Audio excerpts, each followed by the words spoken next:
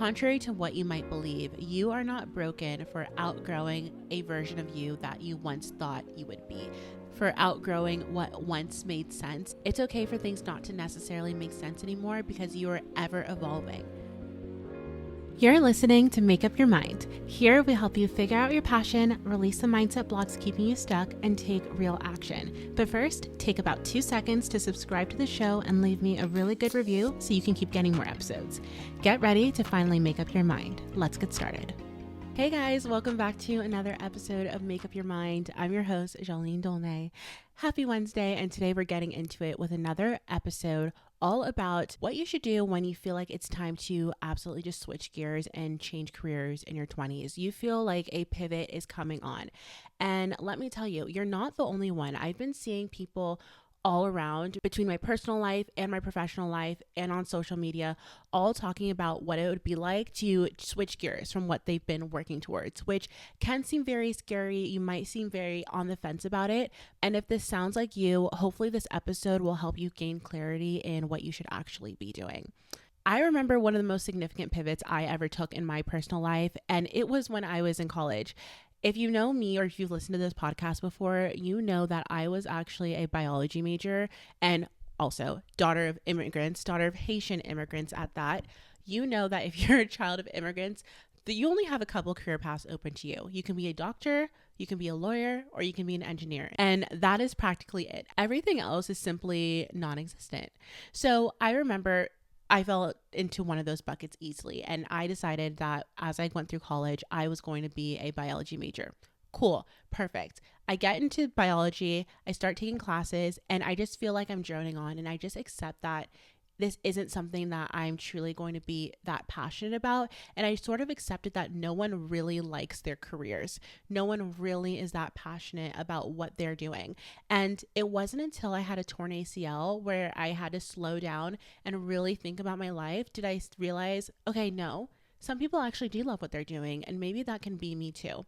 So with this biology degree, I really started to consider what are things that I can do after school that might align more towards my passions. And my passions were speaking with people, communicating, working as a team, and that translated to a career in business. And that was my first major pivot that I took in my life.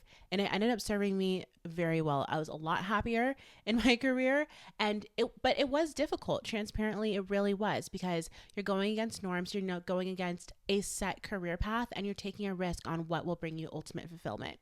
But it was the best decision for me, and it ended up working out really well, even though it meant leaving something that was straying from the norm. I was straying from the norm. I wasn't a doctor, I wasn't a lawyer, I wasn't an engineer, but I was doing something that I was really good at, which is what we're going to talk about today. If you feel stuck, if you feel scared, or if you feel like you're silently grieving a job or a career path or anything that you've worked towards, this episode is for you and to give you permission to make that pivot. So as we get into it, there are so many reasons why these pivots feel so hard and why we subconsciously feel a huge resistance to making the pivots, even though we know we should have. There's an analogy that I heard online a couple of days ago where it's like, if you get on the wrong train and you know you're on the wrong train, you have to get off at the first stop. Otherwise, your return train ticket is going to be even more expensive the longer you stay on. I felt like this was the best analogy when it came to pivoting, because the longer you stay on a path that's not meant for you, the harder it is going to be for you to bounce back, and the less time that you have doing what you're actually supposed to be doing. But let's get into the reasons.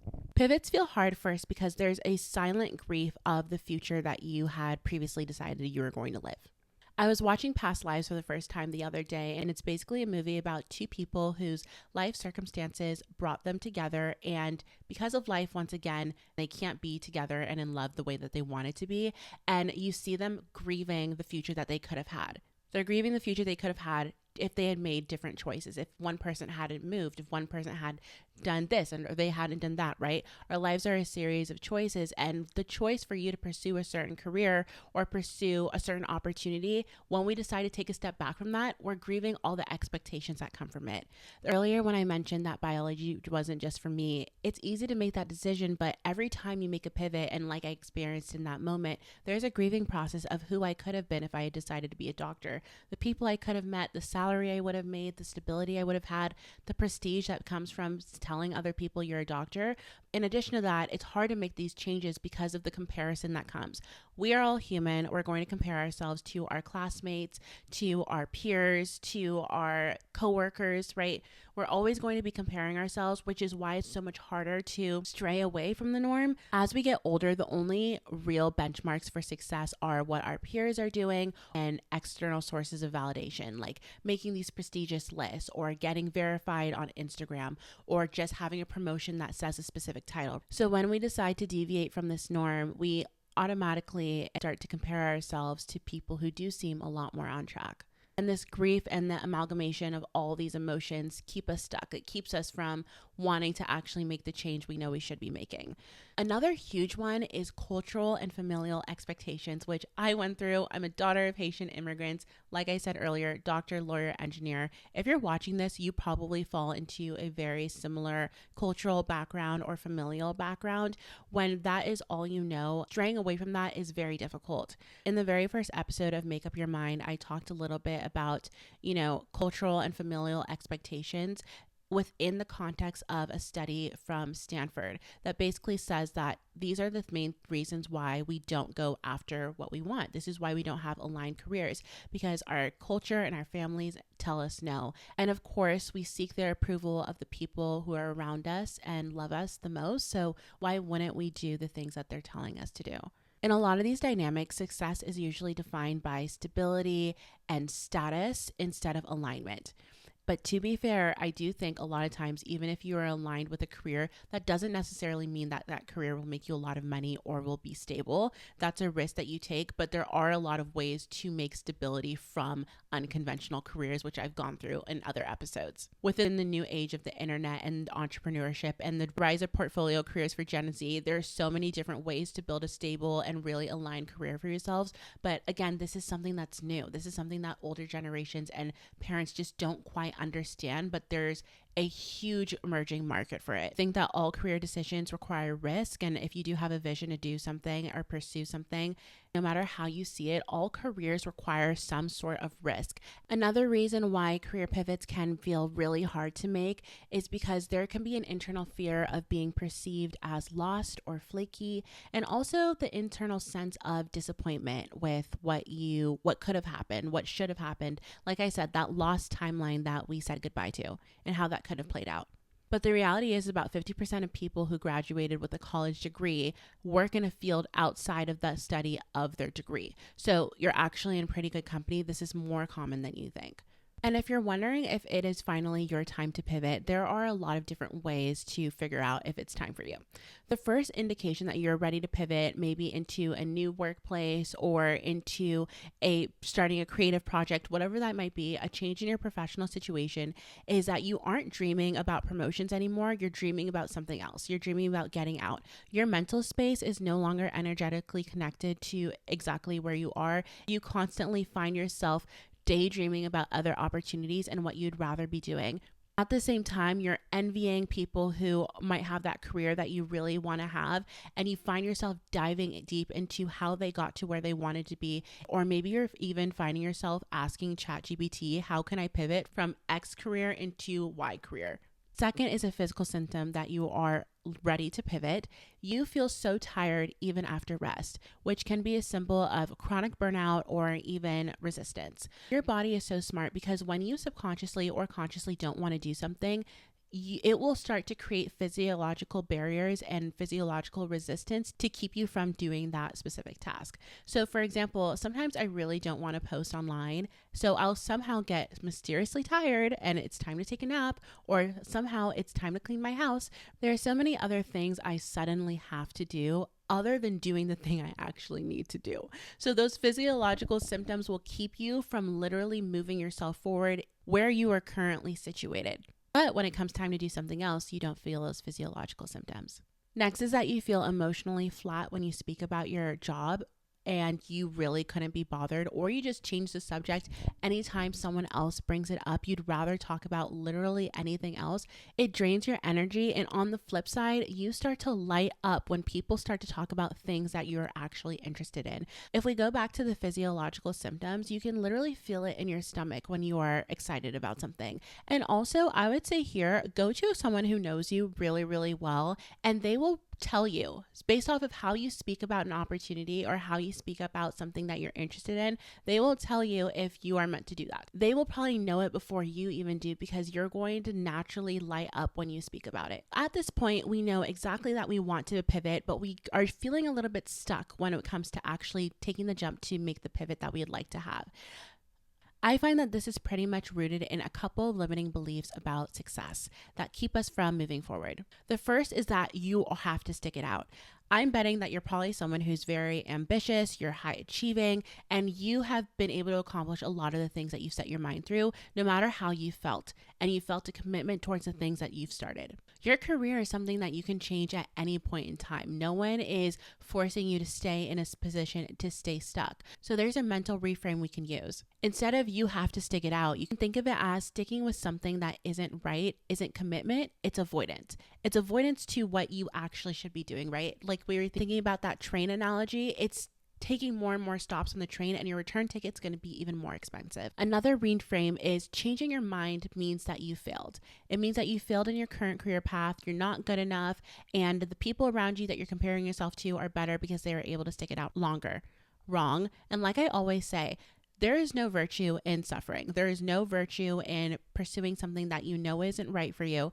Changing your mind doesn't mean you failed. Changing your mind means you paid attention. Changing your mind means that you're self-aware. Another myth to unlearn about success is that you're behind if you pivot. But once again, you cannot be behind for something if you're on the timeline for your own life. Like there are no benchmarks. There are no timelines. Timelines are made up. It doesn't exist. You cannot be behind for your own life. Another reframe for this is when you pivot, you're using the wealth of experiences that you've had to inform your pivot and to carry you into the next chapter. I remember when I had quit my first job out of school, I didn't have all the tech experience that would help me succeed in my next job, but I did have a lot of sales experience, right? I did have a lot of experience speaking to a lot of people. I had experience closing deals, and really that's all you need. There are so many soft skills and tips and tricks and things like that you've picked up along the way that you don't even realize until you get there and you realize, okay, I'm actually a lot more equipped for this than I thought I was originally. Also, I find that if you're being called towards a pivot, you probably have some natural talents that fit in very well into this new career path.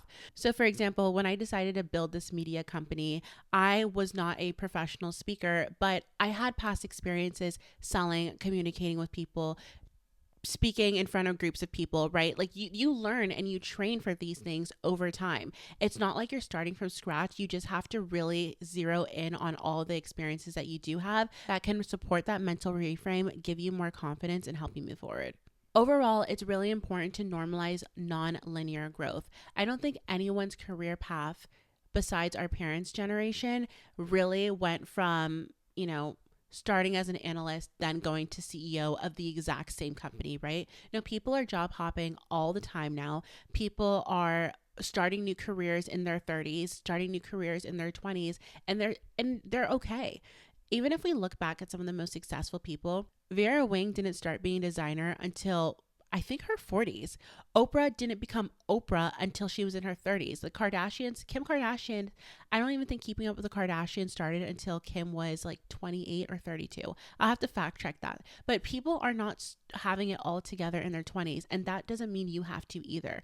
It is so rare to truly know exactly who you are supposed to be and know exactly what you're supposed to be doing in your 20s, and that's going to be the exact thing that allows you to take off and gives you the career fulfillment that you're looking for. I know what really helped me out first was journaling, and specifically looking at these 14 questions for career fulfillment that I'm going to put in the show notes and in the YouTube comment section if you all are watching on YouTube. These questions have literally had people saying, oh my gosh, I finally figured out what I want to do with my life. I literally feel so much more aligned. Thank you for sending this my way. And I'm going to send it to you. Just give me your email and click the link and fill it out. No matter what, like I say in many episodes, figuring out what you want to do with your life is more of a self-discovery journey rather than other people telling you what you're good at. It's a reconnection back to your inner child. It's a reconnection back into the things you like to do when you were younger. There's natural talents you have, the natural gifts, and figuring out who you are at the intersection of all of those things. And through journaling, you can take it a step deeper. You can get radically honest about all of your values. What do you value about your workplace? What do you love about the talents that you have? And be radically honest and ask yourself questions like, would I be proud if I was in the same spot in 5 years? Or what would it take for me to have a really fulfilling career in about 5 years? And let your imagination run wild. The best part about journaling is that no one has to see it except for literally you. So just let your imagination run wild. And even if you feel hesitation towards taking this first step, this is not something that you abandon all your responsibilities for. This is not something that you throw everything that you have going for you right now to the wind and you're like, I'm going to pursue this with everything that I have. If you feel like you're ready for that, maybe. But the goal here is fulfillment and to be radically honest. And that is the first step, and that is the gateway to getting to where you want to go in ultimate fulfillment.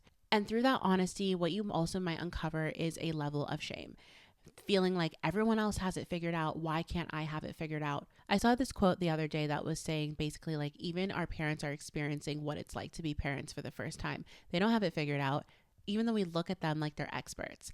I look at my parents like they're experts, but they're figuring out for the first time too. There's not a single person out there who has everything figured out. Some people carry huge burdens, but they carry it well. You don't know what's going on in every single person's life. So the belief that everyone else has it figured out and that internal shame of not knowing exactly what you want to do, it's a lie. It's a lie. And through journaling and accepting that truth, you're going to be able to reframe to move forward into the next step, which is nervous system healing. Breath work, affirmations, EFT tapping, I've talked about it all. The reason why nervous system healing is so important is those physiological responses our body is going to constantly be giving us, like I've mentioned in the past.